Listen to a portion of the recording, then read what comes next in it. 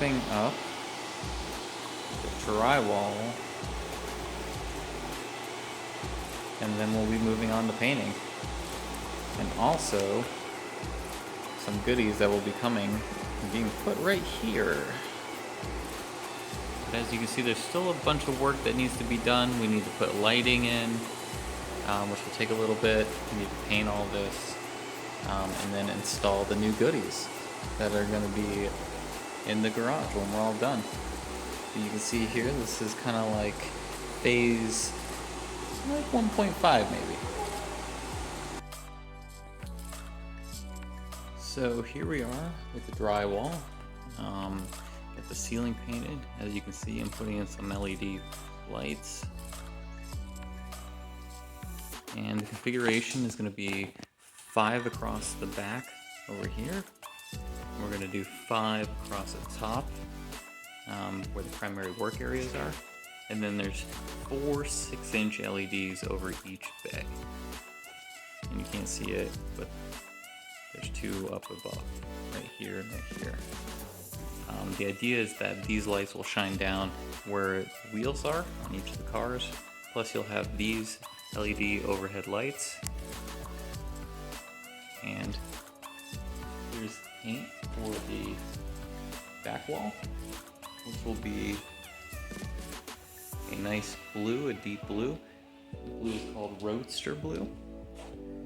And we have 2 coats on this wall right now, drying. And then the side walls will be silver.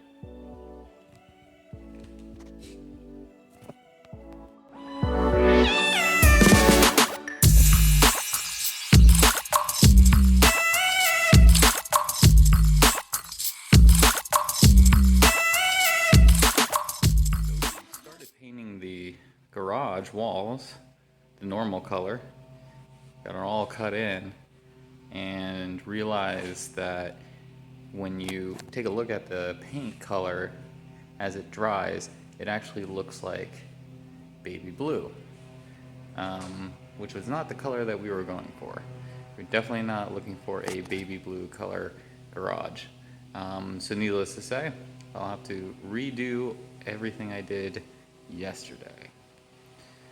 Enjoy. Okay, here's the second color that we selected. So just to review, this is what I believe is called Hawk Gray, and then this is Roadster Blue. So I wish I would have done this paint right here in the same quality of this one, because it took me 3 coats to get this, and you can still see some of the streaks through it. But if you look at the gray, you don't get that as much. So I had to pull the CL back in to kind of finish up over the top of the garage door. But this is essentially the finished product on the gray. So, and then I got some of the lights done. I got to do the lights over this bay. And then I got to do the front and the back row going across. Other than that, this is what it's going to look like. So if I take a step back, we have a nice semi-gloss gray here that should bounce the light pretty well. And then the accenting of the blue seems to do pretty well. I like this color setup configuration. We're going to put some white like PVC composite baseboard trim on here to kind of give it that finished look. And I'll probably paint that access hatch right there. I got to put in the electrical drop down right next to the air hose line there. I'm going to change out a couple outlets, and then pretty much that'll be done. It'll be the cabinet install next, kind of organization would be the next step here, and a lot of trash removal. Hopefully that'll happen here, but really excited. You might be wondering about the floors. I'm actually not going to touch the floors. I think the floors are just too much work to get them to a paintable surface. I think I would have to hire somebody professional. There's a lot of dips and valleys, as well as some texturization some patching that has occurred, like right here. But otherwise, I think that's a little bit above and beyond what the scope of this project is. This is trying to get the garage to kind of a more presentable condition, not so rough, maybe even heating it in the future. So all the walls are insulated, but the ceiling is not at this point, so that'll be a future project as well. But really excited at this point about what we've been able to do thus far.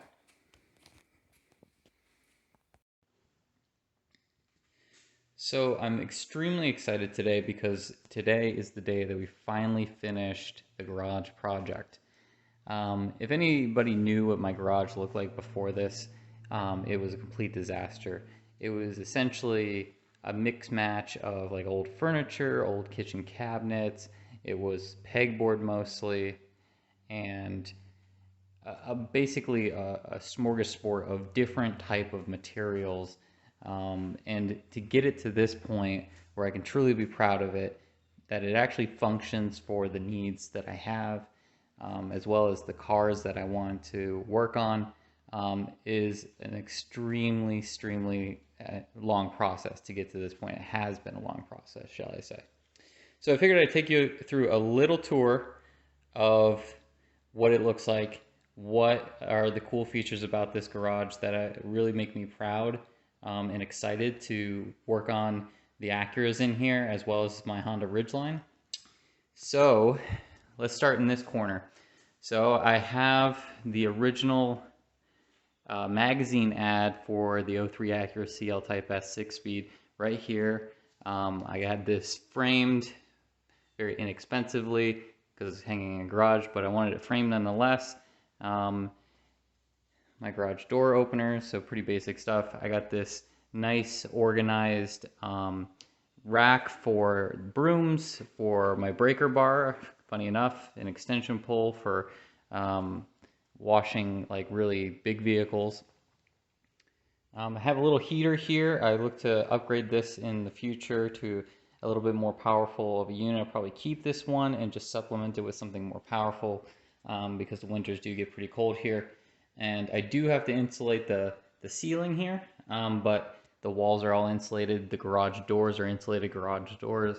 So I feel like we're really getting to a place where this can be kind of weathered in, if you will, and make it doable for winter work.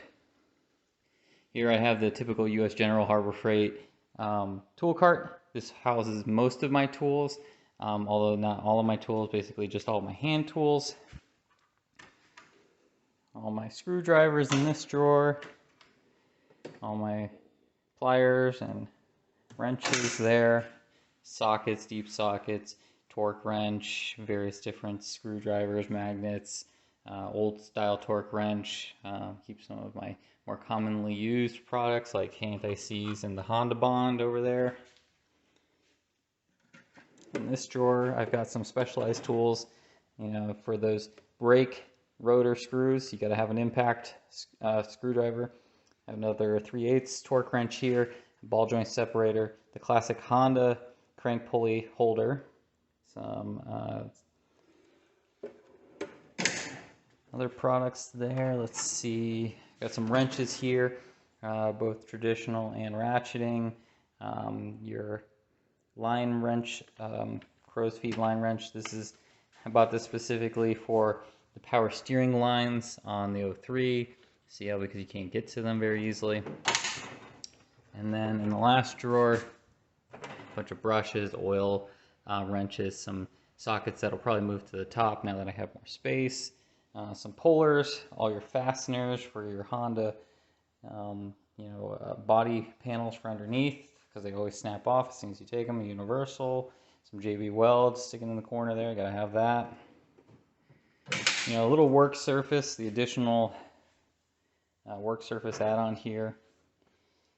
Here is where I put the trash can. I've got the Daytona 3-ton jack. This is a fantastic jack. I love this jack. Here. And so this is an old cart that I acquired for $30 from a hospital. Actually, the hospital that I work for. It was an old maintenance cart, but I just love it because you can basically do anything on this surface. It's plastic. And you know, I do a lot of the dirty jobs like brake stuff or exhaust work on this cart, just because I know it's easy to clean up and I have no fear that it's going to leave really any long-lasting damage.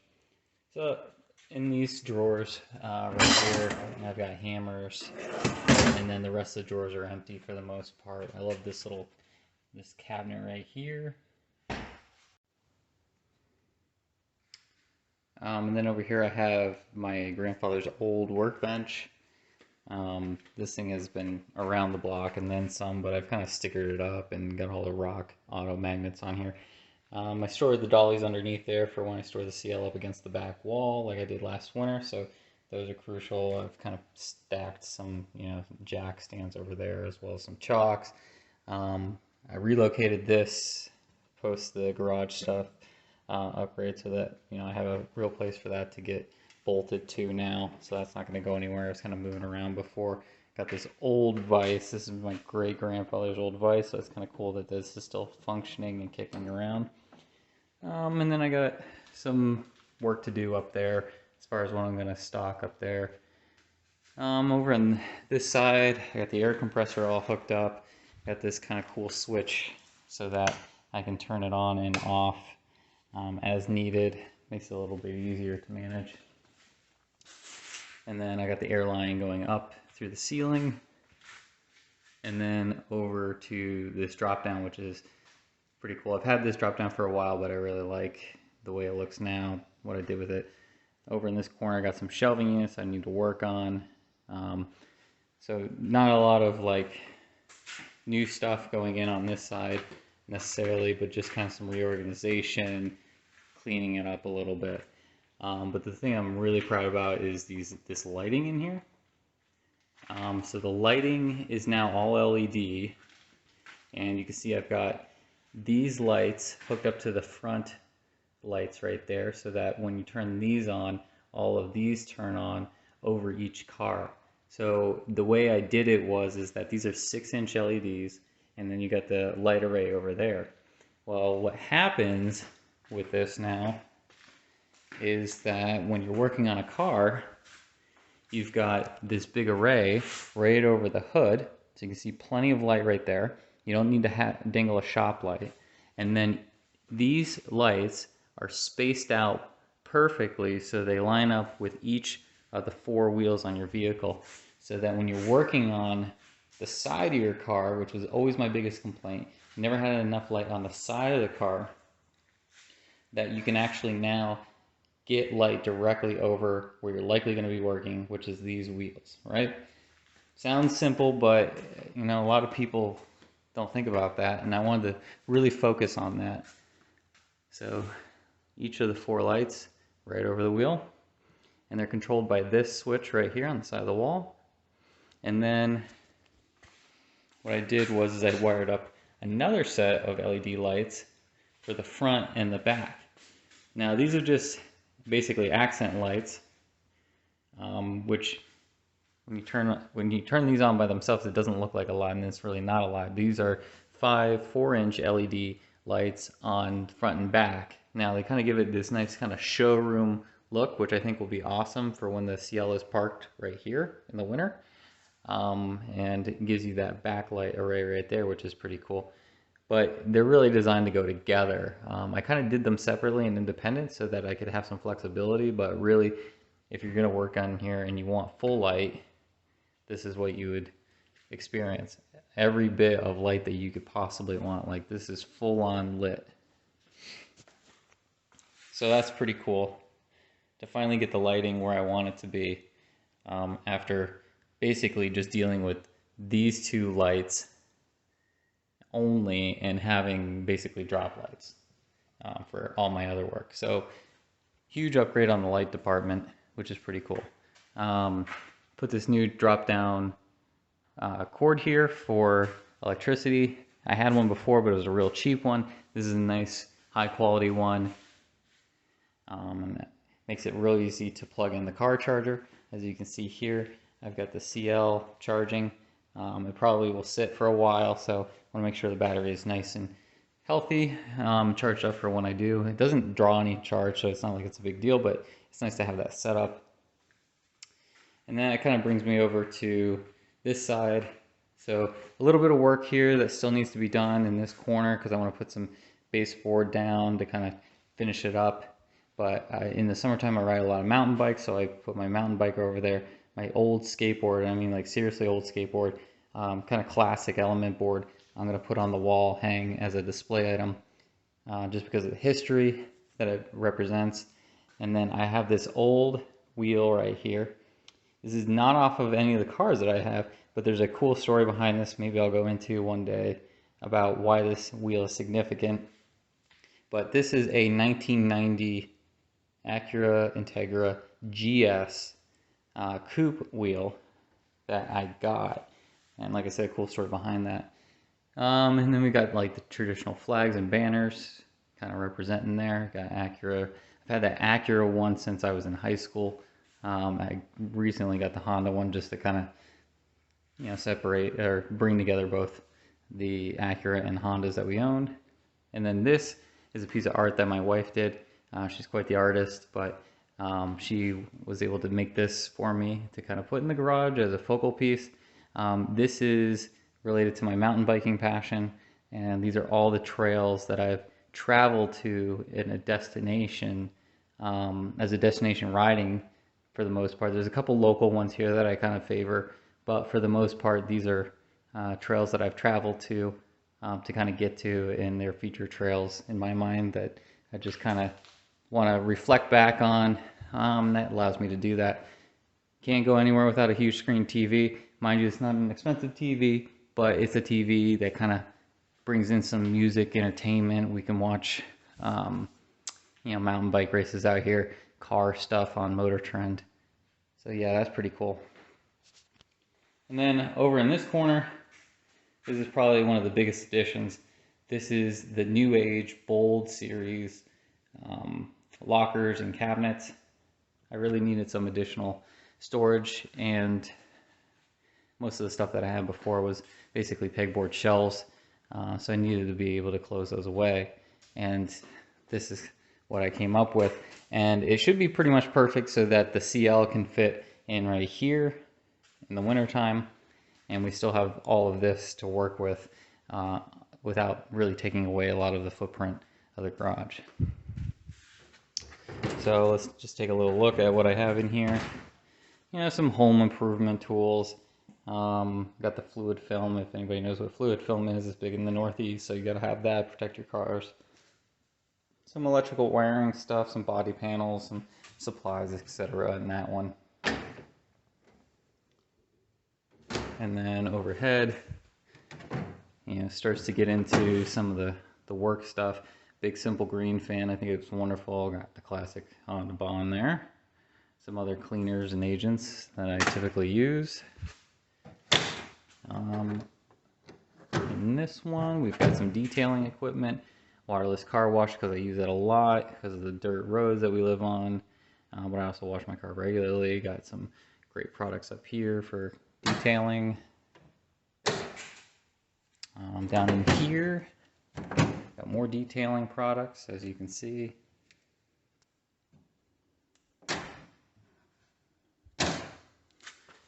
Some tools. So this is a nice feature. Put all my tools in this little tool cabinet here. Not necessarily automotive tools, but you can see a lot of the bits that I use. Now let's see here. We got some wrenches, some pliers, DeWalt half-inch set, some specialty wrenches, and then some my more common air tools that I use. This one right here is the Earthquake XT, probably the best impact wrench that you can get for the money, in my opinion. All air. I don't really care for battery powered. The only battery powered thing I have is this, and I've replaced the battery 4 times just because of the cold. Just kills batteries in the Northeast. So I really opt not to go with that. My seat is a milk can, very Vermont fashion. Let's see what we got in here. You guys probably like this. Got all the Honda, Acura parts, brake fluid, power steering. I'm out of actually Acura brake fluid, so I gotta get some more. I used the Prestone stuff for other people's cars. Got plenty of oil filters there for Hondas. Yeah, I got crush washers, got your classic clips for your hoses there. Honda grease, some storage stuff, some silicone lubricant. We got Mobile One, we've got the full synthetic Honda, we've got a full synthetic, I don't know if I could say that word, Valvoline, which is one of my favorite oils. We got the dual pump for the differential on the Ridgeline. Got this kicking around from the old days, never get rid of it. Manual transmission fluid, because I recently did the fluid change on the CL. This is a future project where I'll be changing out the coolant and changing out probably thermostat and some hose lines. DTM4, because I had a Pilot at one point. Now we don't need it. More simple green, some car parts back there. You always got to have your jump pack. You got the orbital buffer and the polishing and some specialty tools. I'm going to bust out a specialty tool that I bet most people don't even know. Look at that. This is the Honda Acura trailing arm bushing extractor. This is a super, I would say, rare tool nowadays. Yep, I've got one of those, because you never know when you're going to meet a Honda or an Acura that needs trailing arm bushings replaced. Okay, and up there I've got a couple parts pending installation. Got some funnels up there, some oil pans. I've got the front plate for the CL, because we're technically required to run front plates in Vermont, but I don't on the CL. Some old Matchbox cars from when I was a child. Those are interesting. I found my collection of Matchboxes a couple months ago, and I was kind of like willing to part with them, and then I picked 4 of them that I thought were just kind of cool and I couldn't give up. So that's the tour of the new garage setup. A little bit of work still needed. Definitely not 100% done, but I feel like it's done to a point where I'm kind of proud and I can kind of check the box that we did this. A little bit of work, like I said, that'll still need to be done in the future. Oh yeah, this is interesting. So it doesn't come with lighting on this, but I had some old lighting, and look at that. Fits perfectly into this space. Well, that pretty much does it for the new garage tour. As you can see here, definitely upped the game a little bit. For those who are wondering real quick about the paint, this is a gray that is called Shark Loop Gray, I believe. And then this one is Roadster Blue. Now obviously I went with the Roadster Blue. When you're picking out paint color, you gotta have a color that's called Roadster Blue. So yeah, there we are. Hope you guys enjoy. Love to see pictures or comments or fun stories about your garage builds. If you have a garage that you're proud of, definitely hit me up. Love to get great ideas from other people on how to improve this.